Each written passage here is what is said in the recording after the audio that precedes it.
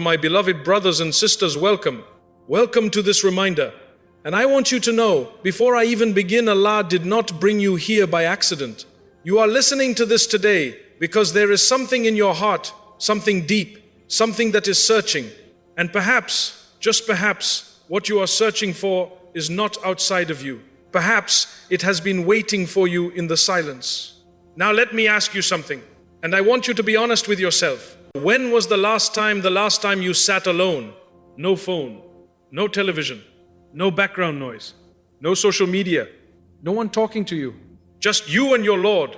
When was the last time? Because my brothers and sisters, we are living in a generation that is terrified of silence. We are scared to be alone. The moment it gets quiet, we reach for the phone.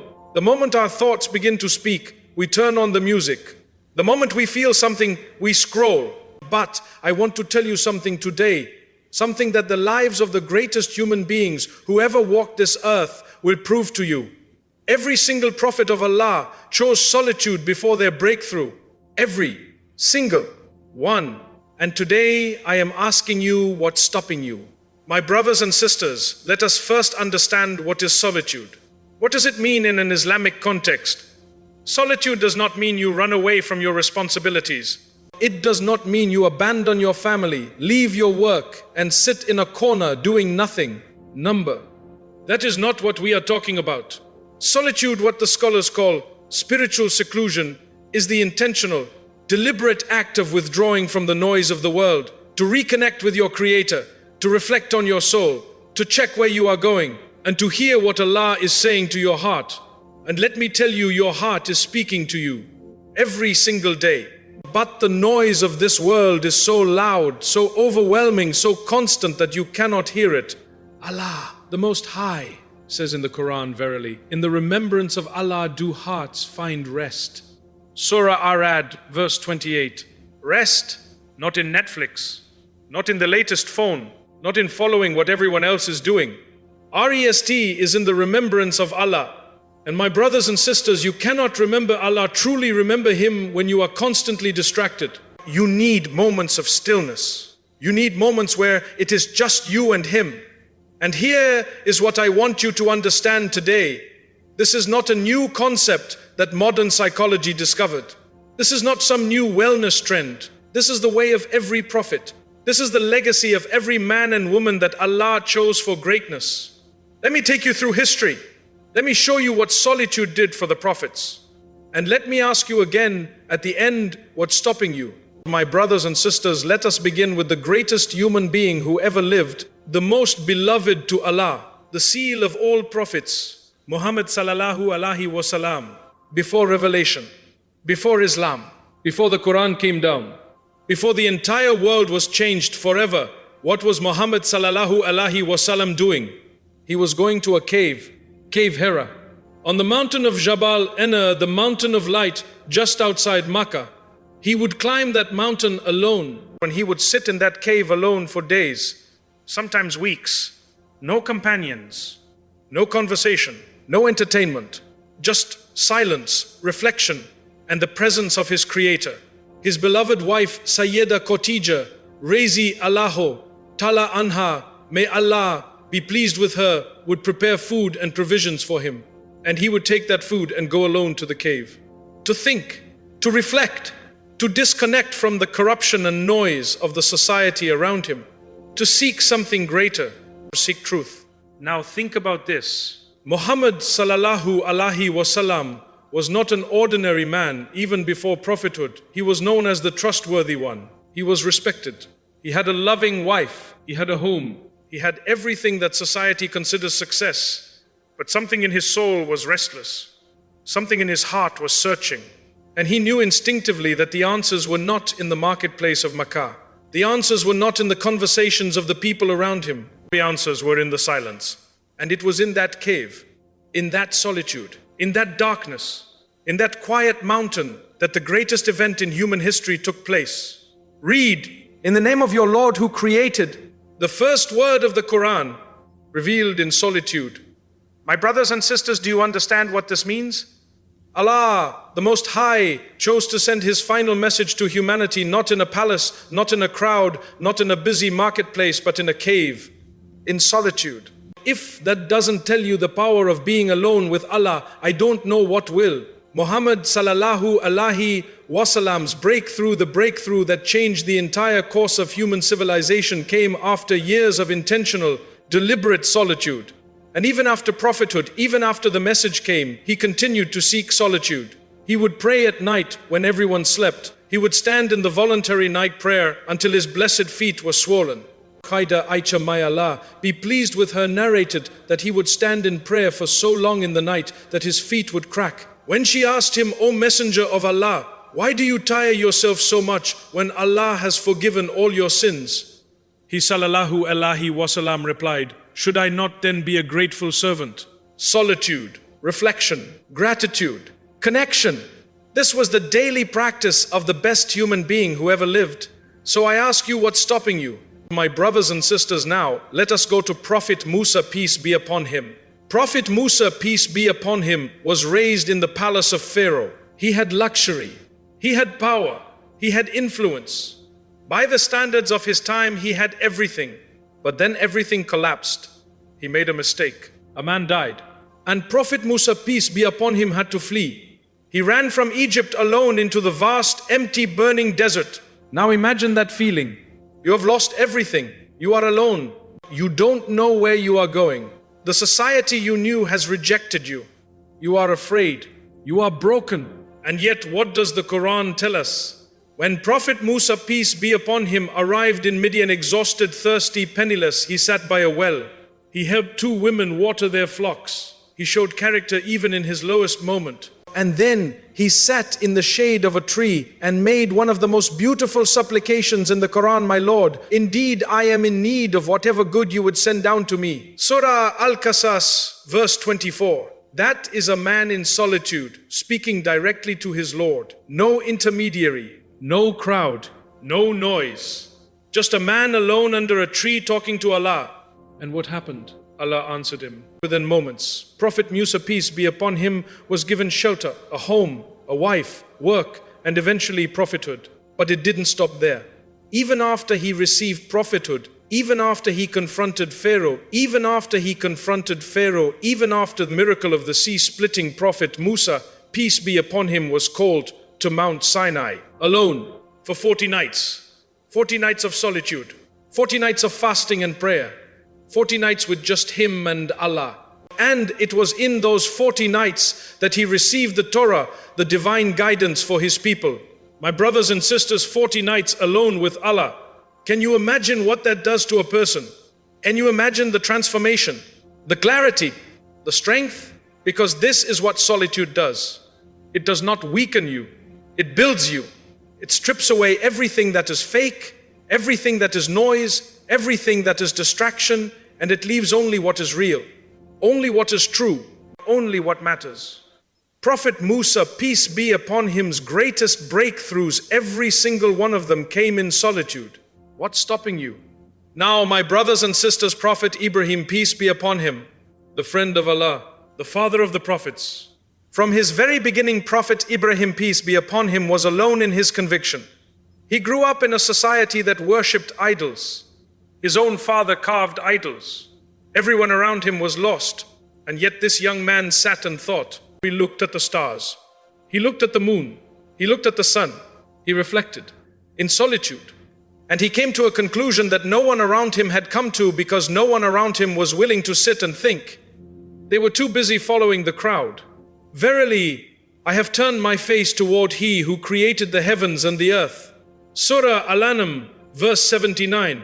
This realization, this breakthrough came from solitude, from thinking, from reflection, from being willing to stand alone against an entire society. And yes, they threw him in the fire. But what did Allah say? O fire, be coolness and safety for Ibrahim. The fire that was meant to destroy him became his comfort, because he had already spent a lifetime in the company of Allah. When the entire world abandoned him, he was never truly alone. His solitude had made him inseparable from his Creator. My brothers and sisters, Prophet Ibrahim, peace be upon him, teaches us that solitude is not loneliness. Solitude is where you find Allah. And once you find Allah, you are never lonely again. My brothers and sisters, Prophet Isa, peace be upon him, Jesus, the son of Mary, also chose solitude as his path. The Quran and historical accounts tell us that Isa, peace be upon him, frequently withdrew from the crowds that followed him. He would go to the mountains, to the wilderness, to quiet places to pray, to reflect, to reconnect. Even in his most active years of calling people to Allah, teaching, healing, spreading the message, he would step away, alone, to be with his Lord. Because here is what Prophet Isa, peace be upon him, understood, and what we must understand too. You cannot pour from an empty cup. You cannot guide people to Allah if you yourself are disconnected from Allah. You cannot give what you do not have. The most powerful people in the world of calling others to Allah, the most effective preachers, the most influential scholars, they all have one thing in common. They have a private life with Allah that is far deeper than their public life. Their strength comes from the moments no one sees, the night prayers, the quiet tears, the private conversations with Allah, the solitude.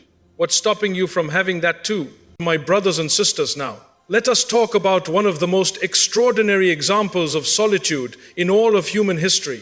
Prophet Yunus, peace be upon him, Jonah, the man who was swallowed by a whale. Now, this was not a chosen solitude, was it?